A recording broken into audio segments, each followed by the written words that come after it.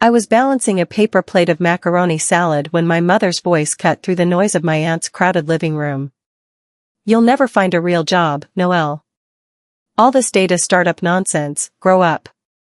The room went silent. Relatives turned to stare. Someone laughed nervously. My Uncle Tony snorted into his beer. My mother leaned back in her chair, arms crossed, waiting for my response like she'd just landed the final blow in a boxing match. The fork slipped in my hand. Heat flooded my face. I felt every eye on me, watching, judging, waiting to see if I'd cry or fight back. I did neither. I set down my plate carefully, stood up, and walked to the hallway. My hand shook. Behind me, the conversation resumed. I heard my mother's voice again, softer now but still loud enough to carry. "I already told everyone not to lend her a dime. I'm protecting this family from her delusions." My chest tightened. I wanted to scream. I wanted to throw something. Instead, I stepped back into the room, spine straight, and said nothing. Because I'd learned something important over the years. Silence was the sharpest blade. If you're watching this video, please like, subscribe to the channel, and tell me in the comments where you're watching my revenge story from. I want to know how far it has traveled. My name is Noelle Pierce. I'm 32 years old. And apparently, my entire career was a joke to the woman who raised me. I founded a data analytics startup from a studio apartment with a refurbished laptop I bought on eBay. My company helped small businesses predict customer behavior and reduce churn. It wasn't glamorous. There were no venture capital checks or Silicon Valley office spaces. Just me, late nights, endless coffee, and a dream that refused to die no matter how many times my mother told me it was stupid. She called me unemployed. She told relatives I was living off credit cards and delusion. She said I'd never amount to anything unless I got a real job, something respectable like nursing or teaching. Something she could brag about at church. I stopped trying to explain what I did. How could I make her understand algorithms and user retention when she still thought the internet was just for shopping and Facebook? So I kept my head down and worked. I built prototypes. I pitched to investors who didn't return my calls. I scraped by on freelance gigs and ramen noodles. And every time I saw her, she reminded me that I was wasting my life. That I should have listened to her from the beginning. That I was breaking her heart with my stubbornness. When I was 16, I won a regional science fair. I built a water filtration system using recycled materials. The judges loved it. My teachers said I had a future in engineering. I came home buzzing with excitement, clutching my first place ribbon like it was made of gold. My mother glanced at it while folding laundry. "That's cute, honey. But you need to focus on something useful. Like nursing. Scientists don't make money." I stood there, ribbon in hand, feeling the excitement drain out of me like air from a punctured balloon. My father hugged me later when she wasn't looking. He told me he was proud. But he never said it in front of her. That was the pattern. She moved the goalposts every single time. When I got straight A's, she said they didn't matter unless I got into law school. When I landed a paid internship at a tech company during college, she said it didn't count because it wasn't full-time. When I graduated with honors, she complained that I chose the wrong major. Nothing I did was ever good enough. And I spent years trying to prove myself to someone who would never be satisfied. Present day. I met my mother and Aunt Diane at a diner near downtown. It was supposed to be a casual lunch. My mother spent 30 minutes talking about my older brother Marcus and his recent promotion to regional manager at his insurance firm. She beamed. She showed Aunt Diane photos on her phone. Then she turned to me. "And what about you, Noelle? Still doing that freelance thing?" Her tone dripped with pity. Aunt Diane gave me a sympathetic smile that felt worse than mockery. I gripped my fork. My hand trembled slightly. "I'm building a company, Mom. I've told you this." She waved me off. Right. Your little app thing. Well, maybe one day you'll get a real paycheck like your brother. I wanted to scream that I'd made more last quarter than Marcus made in 6 months. But what was the point? She wouldn't believe me. Or worse, she'd find a way to diminish it. So I finished my salad in silence and decided right then that I would never defend myself to her again. She could think whatever she wanted. I was done auditioning for her approval. A week later, I visited my late father's storage unit to grab some old tax documents. Tucked between boxes of holiday decorations, I found a shoebox filled with letters. Letters he'd written but never sent. Letters addressed to me. I sat on the concrete floor and read them one by one, tears blurring the ink. Noelle, you're going to change the world. Don't let anyone tell you otherwise. Keep building, even when no one claps. He'd written them during my college years. During the fights with my mother about my major. During the times when I called him crying because I felt like a failure. He believed in me. He just never had the courage to say it out loud in front of her. I folded the letters carefully and put them in my bag. That night, I framed one and hung it above my desk. It became my anchor. On the hard days, when rejection emails piled up and my bank account dipped into double digits, I looked at those words. Keep building, even when no one claps. So I did. 3 months after the diner incident, I pitched my analytics platform to a group of angel investors in Tampa. I rehearsed for weeks. I knew my deck inside and out. I walked into that conference room feeling prepared and confident. They asked good questions. I answered them well. Then one investor leaned back and said, "This is interesting, but we're passing. Too niche. Good luck, though." I drove home in silence, gripping the steering wheel so hard my knuckles turned white. That evening, my mother called. She'd heard about the pitch from Aunt Diane, who heard it from my cousin. So they said no, huh? See, Noelle, I told you this wasn't going to work. You can't just make up a business and expect people to throw money at you. I hung up without responding. 2 hours later, my phone buzzed with notifications. She'd called 3 relatives and told them the same story, adding her own commentary. She's wasting her life. Someone needs to talk sense into her before she ends up homeless. The betrayal spread through the family like wildfire. And I realized she wasn't just dismissing me. She was actively sabotaging me. The eviction notice appeared on my apartment door on a Tuesday morning. Rent was 2 months overdue. I'd been pouring every dollar into the business, paying developers and hosting fees instead of my landlord. I called my mother. I hated doing it, but I was desperate.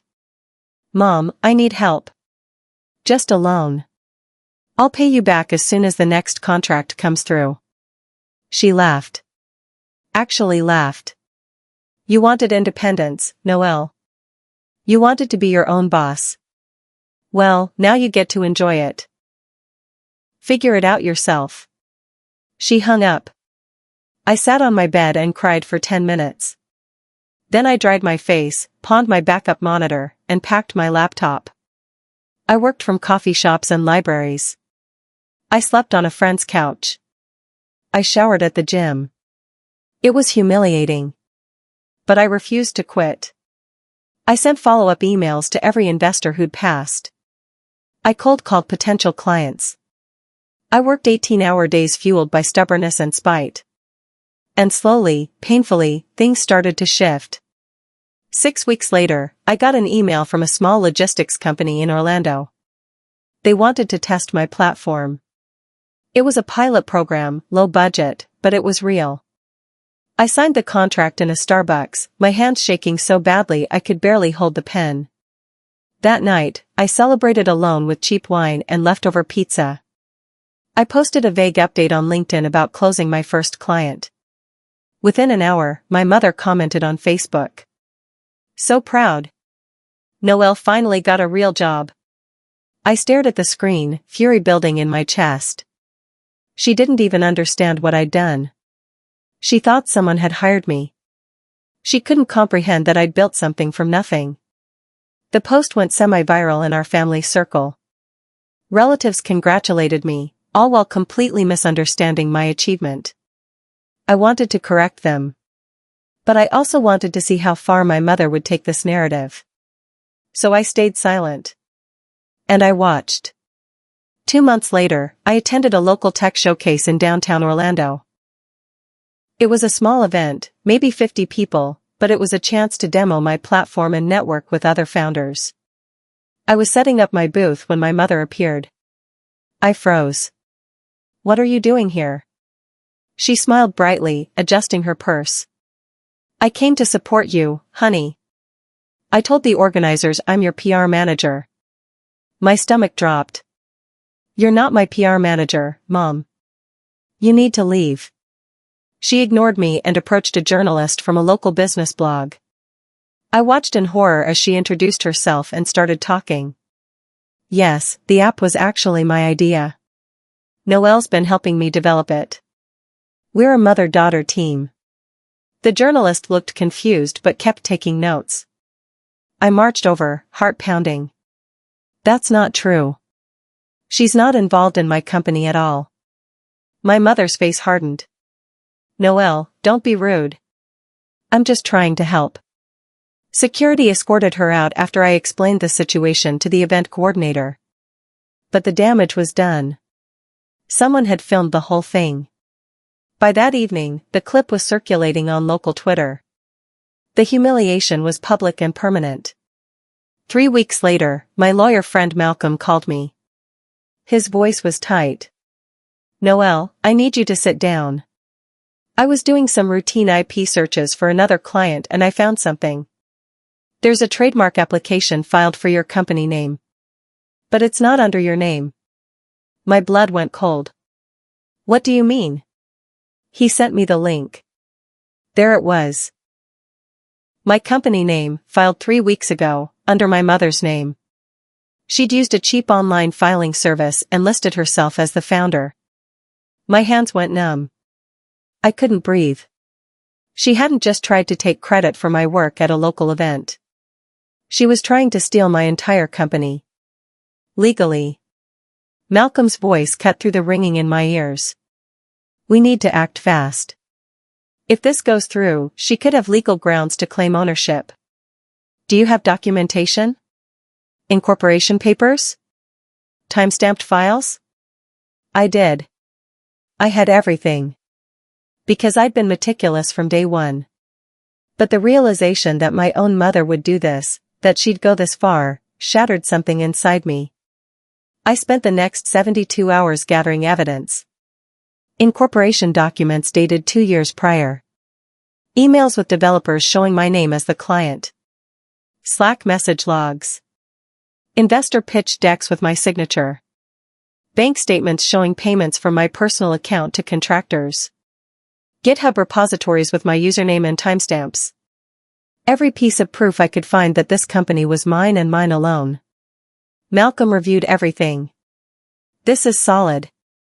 We'll file an opposition to the trademark application and if necessary, we'll pursue a restraining order if she tries anything else." I felt sick. I was building a legal case against my own mother. But what choice did I have? She'd drawn the line.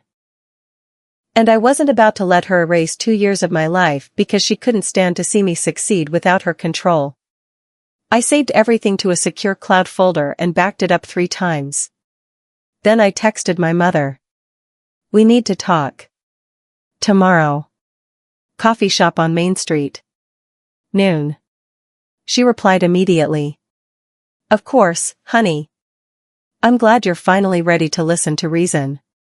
The coffee shop was busy. Good. I wanted witnesses.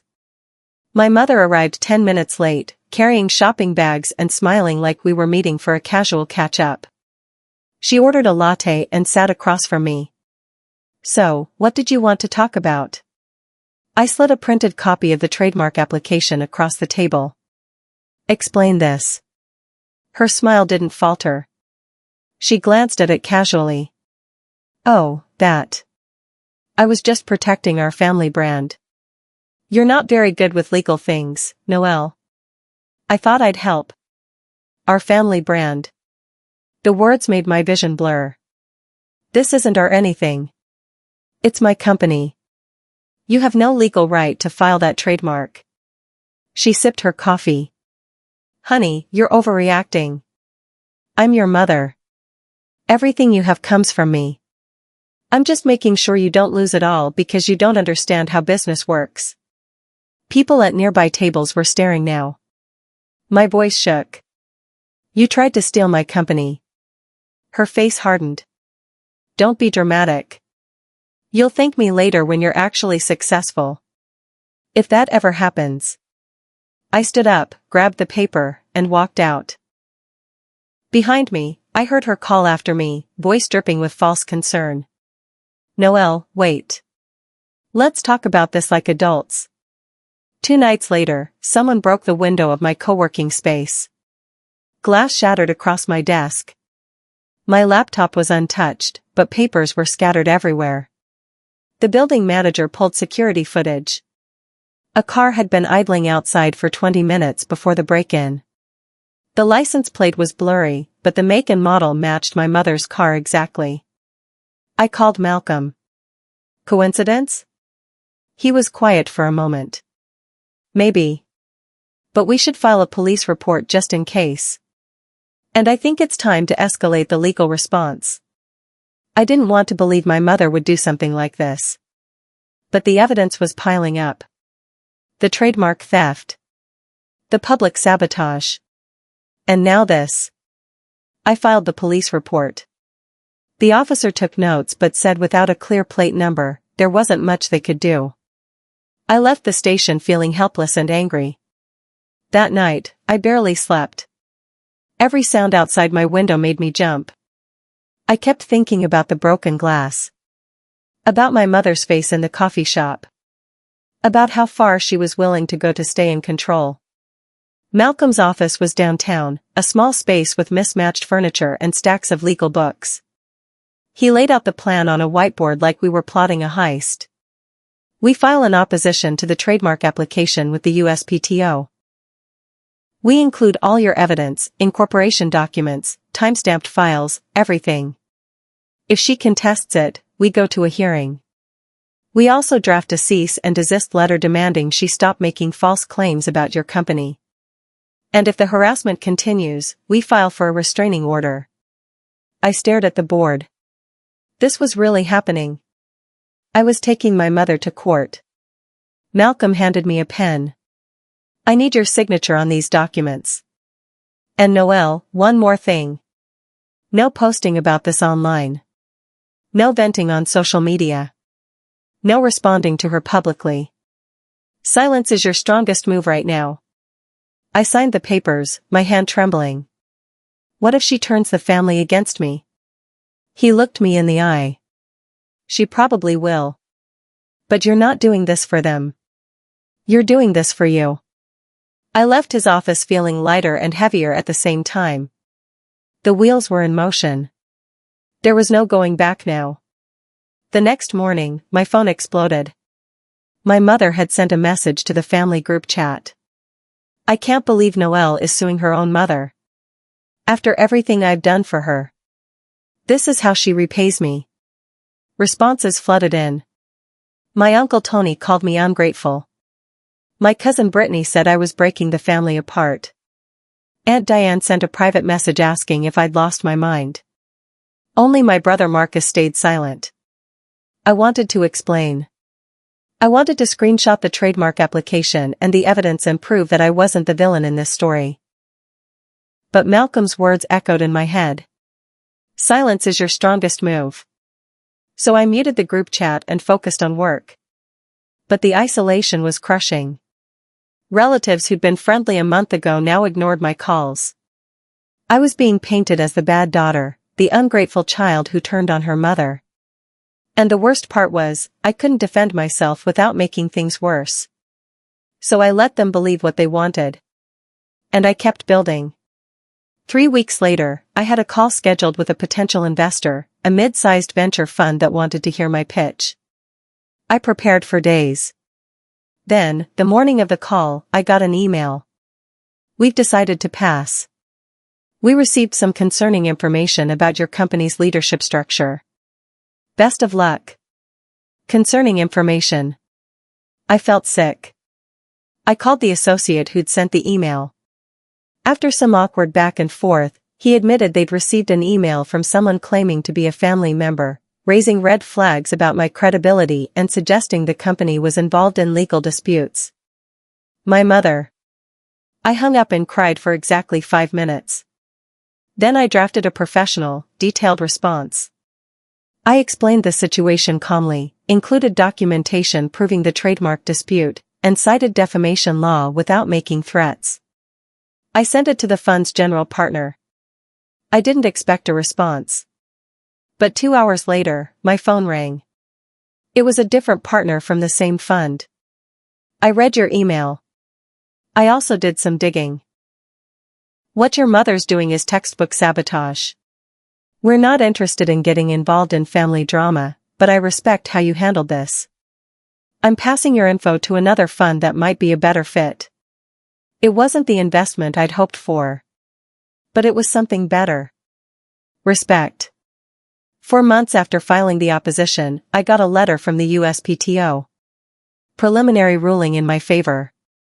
The trademark application under my mother's name was being suspended pending further review, but it was clear she had no legal standing. I sat in my apartment and read the letter 3 times. My hand shook. This was real. I was winning. My mother called that night. I didn't answer. She left a voicemail. Her voice was shrill, furious. You think you're better than me, Noelle? You think you can just erase me from your life? I gave you everything. I raised you. And this is how you treat me? I listened to the message once, then deleted it. The next morning, she tried again. I blocked her number. The relief was immediate and overwhelming. For the first time in months, my phone wasn't a weapon she could use against me. Malcolm called later that week. Her attorney sent a response. It's weak. They're trying to argue she provided financial support during the early stages of your company. Do you have records disproving that? I did. Bank statements showing I'd never received $1 from her. In fact, I had records showing I'd loaned her money 3 times over the years that she never repaid. We added it to the file. The case was airtight. While the legal battle played out in the background, something unexpected happened. An industry blog reached out for an interview. They'd heard about my platform through a mutual contact and wanted to feature me in their Founders to Watch series. I almost said no. But Malcolm encouraged me to do it. Good press helps. And it shows you're focused on the work, not the drama. The article went live on a Tuesday morning. It was anonymous in the sense that it didn't mention my mother or the legal battle, but it told my story. Solo founder. Bootstrapped. Built a platform that was gaining traction with small and mid-sized businesses. The underdog angle resonated. Within hours, the article was shared across Twitter and LinkedIn. My website traffic spiked. Beta signups tripled. Investors I'd cold emailed months ago suddenly replied. The momentum was real. And for the first time, I felt like I was outrunning the shadow my mother had cast over my life. I wasn't just surviving anymore. I was building something that mattered. And people were noticing. 6 months after the trademark ruling, I signed my first major client, a national retail chain that wanted to use my platform across 15 locations. The contract was worth 6 figures.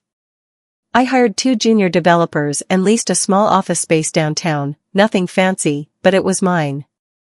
I hung my father's framed letter on the wall. Keep building, even when no one claps. My team was small but scrappy. We worked late, laughed often, and celebrated every tiny win. I wasn't rich. I wasn't famous. But I was in control. I was building something real. And I'd done it without my mother's approval or permission. The trademark case closed officially in my favor. My mother's application was denied. Malcolm sent me the final documents. It's over. Legally, she has no claim to your company. If she tries anything else, we have grounds for a lawsuit. I filed the papers away and didn't look back. I didn't gloat. I didn't call her to rub it in. I just kept building. Because that was the whole point. She wanted me to fail. And I refused to give her that satisfaction. Christmas came. My mother called from Aunt Diane's number. I answered without thinking. Noelle, it's Mom. We need to talk. This has gone on long enough. Come to dinner tonight. Let's put this behind us. Her tone was casual, like the past year hadn't happened. Like she hadn't tried to steal my company. I'm not coming, Mom. She sighed, dramatic and long-suffering. You're being stubborn. This is exactly why you'll never succeed. You can't even maintain relationships. How do you expect to run a business? I almost laughed. I'm doing fine, actually. Better than fine. There was a pause. Then her voice turned cold. We'll see how long that lasts. Maybe one day you'll end up on a magazine cover and prove me wrong. Her tone dripped with sarcasm. I smiled, even though she couldn't see me. Careful what you wish for, Mom. I hung up before she could respond. 2 days later, I got an email. Subject line, feature request, Forbes, founders to watch. I nearly dropped my phone. They wanted to interview me. Photo shoot scheduled for January. Downtown Orlando. I read the email 5 times to make sure it was real. Then I called Malcolm. You're not going to believe this. The photo shoot was surreal. Professional lighting. A makeup artist. A stylist who brought 3 racks of clothing. I felt like I was playing dress-up in someone else's life. But when I saw the test shots on the photographer's screen, I barely recognized myself. I looked confident. Strong. Successful. The interview happened the same day. The journalist asked about my background, my company, the challenges I'd faced as a solo founder. I was careful not to mention my mother directly. But I talked about overcoming doubt, about building something when no one believed in you, about the importance of persistence. The article would go live in 3 weeks. The cover would hit newsstands the same day. I walked out of that shoot feeling like I'd crossed a finish line I didn't know existed. That night, I treated my small team to dinner. We toasted with cheap wine and expensive dreams. For the first time in years, I felt like I'd earned the right to celebrate. Not because I'd beaten my mother. But because I'd built something worth celebrating. The revenge wasn't the point. The success was. The morning the issue dropped, I was grabbing coffee near my office. I passed a newsstand and froze. There I was. My face. 6 feet tall on the cover of Forbes. The headline read, From Mockery to Market Leader, How One Founder Built a Data Platform Against All Odds. I bought 3 copies. My hands shook as I paid. I walked to my office in a daze, the magazines tucked under my arm like fragile treasure. My phone started buzzing before I even sat down. Messages flooded in. Former classmates. Old coworkers. Investors who'd passed on me a year ago. Even my brother Marcus sent a text. Holy shit, Noelle. I had no idea. Congrats. I didn't cry. I didn't scream. I just sat at my desk, staring at the cover, feeling a kind of validation I'd spent my entire life chasing. It wasn't about proving my mother wrong anymore. It was about proving myself right. That night, I framed 1 copy and hung it next to my father's letter. The 2 pieces of validation that mattered most. One from someone who'd believed in me when I was too young to believe in myself. And one from the world, confirming I'd been right to keep building. The charity gala happened 2 weeks later. It was a local event for a nonprofit I'd started supporting, a scholarship fund for first-generation college students in STEM. I wore a simple black dress and arrived alone. The venue was beautiful, string lights and soft music, The kind of event where people mingled with champagne and talked about making a difference. I was chatting with the nonprofit director when I heard a gasp behind me. I turned. My mother stood near the press wall, staring at a blown-up version of the Forbes cover, 6 feet tall and impossible to miss. Her face went white. She swayed slightly, reaching for a chair. Relatives rushed to her side. My Uncle Tony. Aunt Diane. My cousin Brittany. Camera flashes went off. Someone called for water. I stood there, frozen, watching the scene unfold like a movie I wasn't part of. My mother looked at me across the room, her expression a mix of shock and fury and something else I couldn't name. Then her knees buckled. She collapsed into the chair, fanning herself dramatically while people fussed over her. It should have felt like victory. But mostly, I just felt tired. I walked over slowly, the crowd parting as I approached. My mother looked up at me, her eyes watery. Noelle, I didn't know. I knelt beside her chair, calm and composed. I reached into my purse and pulled out a small envelope, crisp and white. I know. I handed it to her. This is a copy of the final cease and desist settlement from my attorney. The trademark case is closed. The intellectual property is mine. Any further misrepresentation or interference will result in legal damages. I wanted you to have it in person. She took the envelope with shaking hands. Around us, relatives whispered. Cameras clicked. I stood up and looked her in the eye. I don't hate you, Mom. But I'm done auditioning for your approval. I hope you find peace with that. Then I turned and walked away. No shouting. No drama. Just quiet, legal closure. Behind me, I heard my mother's voice, small and broken. I was trying to protect you. I didn't turn around. Because some people would never understand that control wasn't the same as love. And I was finally okay with that. 6 months later, I stood in my new office, sunlight streaming through the windows. My team had grown to 12 people. We'd closed deals with 3 Fortune 500 companies. I'd launched a scholarship fund in my father's name, helping first-generation girls pursue careers in data and tech. The applications poured in, stories of daughters who'd been told they weren't smart enough, weren't practical enough, weren't enough. I read every single one. My mother called occasionally. I let the calls go to voicemail. Maybe one day I'd answer. Maybe I wouldn't. But I'd learned something important. Family wasn't who doubted you. It was who showed up when you were doubted. And I'd built my own family now, a team that believed in the work, friends who celebrated the wins, and a community of founders who understood the climb. I looked at my father's letter on the wall, next to the framed Forbes cover. Keep building, even when no one claps. I'd done that. And now, people were clapping. But the applause didn't matter as much as I thought it would.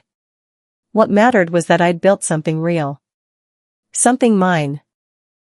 And no one could take that away. Success with boundaries was the sharpest revenge. And I was living proof. I'd love to hear your thoughts. What does family mean to you? Please share below and subscribe to this channel for more stories like mine.